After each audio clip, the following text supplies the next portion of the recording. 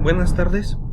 Vamos a ver en esta ocasión la segunda parte del tema del agua. Espero que lo podamos terminar en esta ocasión, ya que es un tema bastante largo y está un tanto complejo, pero no por eso va a ser difícil. Ahora sí, espero que pongan mucha atención porque van a venir temas muy importantes que probablemente vengan en su examen. El objetivo va a seguir siendo exactamente el mismo, no hemos pasado de tema. Vamos a comenzar con las cualidades del agua.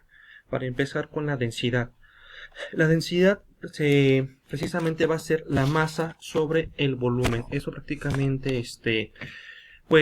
en cualquier compuesto donde tengamos una masa y un volumen. En el caso del agua, pues va a ser un poco diferente a otras sustancias, ya que es por su arreglo molecular, va a ser un tanto distinto. Normalmente la densidad en los estados de la materia va a ser mayor mientras más se va hacia lo sólido y menor mientras más se va a lo gaseoso. Es decir, las moléculas que están en estado sólido son mucho más densas que las en estado líquido y son más densas las de estado líquido que las del estado gaseoso. Pero en el caso del agua ocurre algo bien curioso. A la hora de que el agua se congela, su estructura va a tener una cierta transformación y entonces las moléculas se van a alejar más unas de las otras. Entonces, únicamente en el caso del agua, el hielo, que es el estado sólido, va a ser menos denso que el líquido. Es la razón por la que el hielo va a estar flotando sobre el agua. Y otra razón por la que ustedes nunca deben de meter un vaso con agua al congelador, porque como ocupa un mayor volumen, en este caso va a poder romper el vaso de vidrio. Otra cualidad del agua va a ser la acción disolvente. El agua es el líquido que más sustancias disuelve, por eso se le conoce como el disolvente universal o casi universal. Esta propiedad se debe a su capacidad para formar puentes de hidrógeno con otras sustancias, ya que éstas se disuelven cuando interaccionan con las moléculas polares del agua. Entonces, ya habíamos platicado acerca de la polaridad del agua. Sabemos que está conformada por oxígeno y por hidrógeno. El hidrógeno va a dar una carga positiva, mientras que el oxígeno tiene una carga negativa. Por eso se dice que el agua es una molécula polar. Entonces, estas cargas positivas precisamente se van a estar atrayendo moléculas negativas y el oxígeno va a estar atrayendo moléculas positivas. Aquí en este ejemplo podemos ver agua. En este caso, aquí está H2O. Mientras que en este vaso se supone que le estamos echando sal. Sal de mesa, sal común, que es cloruro de sodio. El cloruro de sodio precisamente es sodio y cloro. El cloro va a ser negativo, es decir, va a ser un anión, mientras que el sodio va a ser un catión positivo, mientras que el cloro va a ser un anión. Entonces también va a tener una carga polar. Si le echamos agua a la sal o sal al agua, se dice que se va a diluir. Esto es precisamente porque las moléculas del agua, sus cargas se van a ir con las cargas de las moléculas de la sal. En este caso, como pueden ver de este lado, el sodio, que tiene una carga positiva, va a ser atraído por el oxígeno, que tiene una carga negativa, mientras que el cloro, que tiene una carga negativa, va a ser atraído por los protones, también llamados hidrógenos, que tienen una carga positiva. Entonces lo que hace el agua es que va a estar separando estas moléculas y eso se llama solubilidad eso es una solubilización. Esta capacidad disolvente resulta ser la responsable de dos funciones importantes para los seres vivos. Ojo, aquí para la materia de química orgánica, en especial para la carrera de nutrición, es importante tomar en cuenta esto. El agua es el medio en el que transcurren la mayoría de las reacciones metabólicas. Entonces ya nos estamos metiendo un poquito con lo que sería bioquímica. En cuestiones de rutas metabólicas, si no hay agua, no pueden existir dichas rutas. Su función de transporte en los organismos para llevar a cabo todo el sistema, los nutrientes necesarios, así como para desechar todo lo que ya no necesitan. Es decir, para nuestro cuerpo utilizamos agua para poder llevar todos los nutrientes, o la mayoría de ellos, y también utilizamos agua para sacar a los desechos. Entonces, pues, bueno, si no me creen con los desechos, pues estamos sudando, estamos orinando. Entonces también sirve para sacar desechos además de los nutrientes, de absorber nutrientes. Dos cualidades bien importantes, la cohesión y la adhesión. Son muy parecidas, pero tienen ciertas diferencias. La cohesión va a ser la fuerza que van a ejercer las moléculas del agua entre sí mismas. ¿Se acuerdan que estábamos platicando acerca de los puentes de hidrógeno? estos puentes de hidrógeno que se forman por la interacción de las cargas positivas y negativas del agua.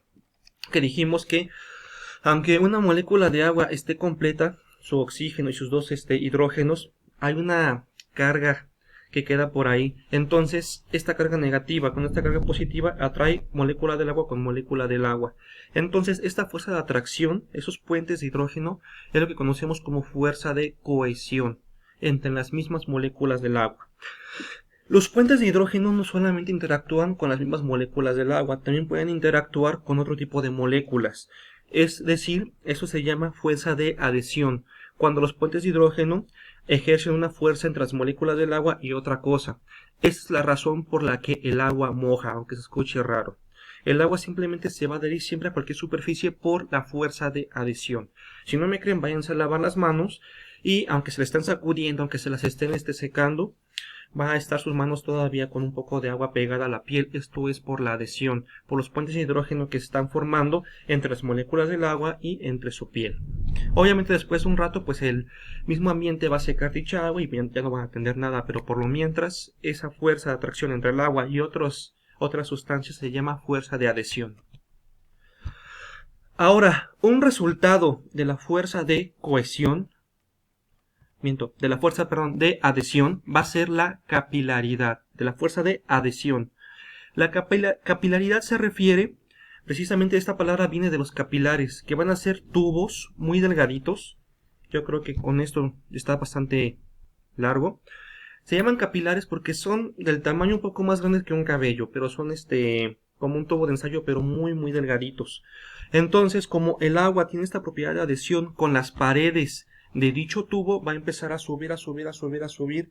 Por lo tanto, la capilaridad es cuando el agua va subiendo sin que le metamos ningún tipo de fuerza o energía, va subiendo por este tubo, simplemente por la fuerza de adhesión que tiene con las paredes de dicho tubo. Si ustedes ven, no tengo aquí a la mano nada, pero si ustedes tienen un vaso o algún recipiente con agua, van a ver que el agua va a formar lo que conocemos como menisco. Eso hace una especie como de lona curva en la superficie, porque se está pegando a la superficie. Entonces, el agua que está pegada a los bordes del vaso se va a ver un poco más arriba que el agua que está en el centro, que es un poco más hundida. Eso se llama menisco. Y eso precisamente se da por la capilaridad del agua. Mientras que la tensión superficial es resultado de la fuerza de cohesión. Si ustedes ponen, por ejemplo, aquí en el ejemplo, bueno, aquí puse de ejemplo un clip, o ponen una hoja o algo sobre el agua, se ve como que está flotando. Inclusive ustedes han visto que algunos insectos pueden, entre comillas, caminar sobre el agua. Esto es por la fuerza de cohesión que hay entre las moléculas de la misma. A esta fuerza de cohesión en específico la llamamos tensión superficial. Todas estas fuerzas, la tensión superficial es la suma de todas estas fuerzas precisamente en la superficie, de ahí el nombre. Entonces, todas esas fuerzas de cohesión se van a juntar en la superficie, lo que va a ser una especie de, entre comillas, barrera invisible, que realmente no existe, simplemente es la suma de fuerzas. Esto va a hacer que no deje pasar algunas cosas. Obviamente, si es demasiado el peso, o si la presión, que es fuerza sobre área, sobrepasa a la fuerza de cohesión, entonces vamos a romper a esta tensión superficial y lo que sea que esté flotando se va a caer. Así que no intenten, no sé, aventarse sobre el agua o algo por el estilo. Si ustedes, por ejemplo, alguna vez han dado lo que conocemos como un panzazo en una alberca o en el mar, es precisamente por la tensión superficial, de que no la rompimos a tiempo. Ya después de que nos hicimos el golpe y nos quedó la barriguita toda roja, entonces ahí sí se puede romper la tensión superficial y nos hundimos. De hecho, esta tensión superficial es tan fuerte que si ustedes se echan un clavado de una alberca de aproximadamente unos 10-15 metros y caen entre comillas de panzazo, la misma tensión superficial puede matarlos. ¿Por qué? Porque es tan fuerte como si fuera cemento o algo por el estilo. Es una fuerza bastante grande. De nuevo, entonces, capilaridad es resultado de la fuerza de adhesión. Tensión superficial es resultado de la fuerza de cohesión. Otra característica que tiene el agua es su elevado calor específico. Para que una molécula de agua se convierta en vapor necesitamos por lo menos, si no es que más, de 100 grados Celsius o también llamados grados centígrados. Es decir, el agua puede absorber muchísima energía sin pasar a ser vapor a comparación con otras sustancias. Es por eso que ustedes tienen que estar metiendo mucha energía, en este caso en forma de calor, para que pueda sobrepasar este límite y se pueda convertir en vapor, en estado gaseoso. Esto es importante en algunos ecosistemas, por ejemplo, porque lo que son ríos, lagos, mares, etcétera, van a absorber mucho calor y esto va a hacer que este ambiente no sea tan cálido, tan frío, va a promediar un poco la temperatura, pero bueno, ese ya es tema para otra materia. Finalmente, las propiedades coligativas nos habla de todo esto que estábamos viendo, pero cuando el agua ya no está sola. Entre comillas, ahorita estábamos hablando de agua pura, que el agua pura no existe porque siempre va a tener sales, pero se dice que cuando el agua tiene alguna impureza, llámese sal, contaminación, inclusive su caldo de pollo, que no está agua solamente así sola, entonces algunas propiedades van a cambiar. Por ejemplo, la temperatura en la que va a hervir el agua, si es que tiene algo adentro, va a subir todavía más. La temperatura que se necesita para congelarse va a ser de menos de 0 grados. Ejemplo, a ver si me doy a entender. Normalmente el agua hierve a los 100 grados centígrados y se congela a los 0 grados. Pero, por ejemplo, si a nuestra agua le echamos sal, le echamos una patita de pollo, le echamos lo que ustedes gusten, van a cambiar estos límites. Si le echamos, no sé, si estamos haciendo un caldo de pollo que tiene un montón de cosas dentro del agua, ya no va a hervir a los 100 grados centígrados, va a hervir a lo mejor a los 110, 120, 130, dependiendo qué es lo que tenga el agua. Y no se va a congelar a los 0 grados, se va a congelar a los menos 10, menos 15, menos 20, también dependiendo qué es lo que tiene. Ese tipo de propiedades de cuando el agua no está sola se llaman propiedades coligativas, que quiere decir que están ligadas a un conjunto. El agua en conjunto con otras cosas. Y finalmente la presión osmótica tiene que ver con la ósmosis. Rápidamente, la ósmosis es el fenómeno que se produce cuando dos soluciones con diferentes concentraciones son separadas por una membrana semipermeable y el solvente difunde a través de la membrana de líquido menor concentración al de mayor concentración. Realmente espero que este tema ya lo hayan visto bien. Si no, no hay ningún problema, pueden preguntar y lo vemos más a fondo. Pero cuando tenemos este tipo de ósmosis, cuando pasamos el agua de un sistema a otro, va a haber cierta fuerza que el mismo sistema osmótico está ejerciendo. Eso se le llama presión osmótica. ¿Por qué es importante para, por ejemplo, nutrición? Ustedes saben que las células tenemos varios tipos de sistemas. Por ejemplo, tenemos un sistema hipotónico, hipertónico. Entonces, si tenemos un sistema hipotónico, quiere decir que afuera tenemos una menor concentración que adentro. Si tenemos un sistema hipertónico, afuera tenemos una mayor concentración que adentro. Entonces, esos dos tipos de sistemas no pueden pasar las moléculas, como es el caso de la membrana celular. ¿Qué es lo que sí puede pasar? El agua. ¿Para qué? Para que se igualen las concentraciones. Si yo tengo un café muy concentrado, no le puedo quitar los granos de café. ¿Qué puedo hacer para disolver mi café? Le echo un poquito más de agua. Entonces el agua es lo que se va a estar moviendo. Entonces si una célula está en un medio hipertónico, es decir, que la concentración está mayor afuera, ¿qué va a tratar de hacer la célula para equilibrar estos medios? Va a sacar agua.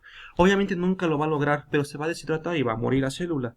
Caso contrario, si tenemos un medio hipotónico, que está más concentrada, estaba más concentrada la célula por dentro que por fuera, va a empezar a absorber agua para tratar de equilibrar esas concentraciones.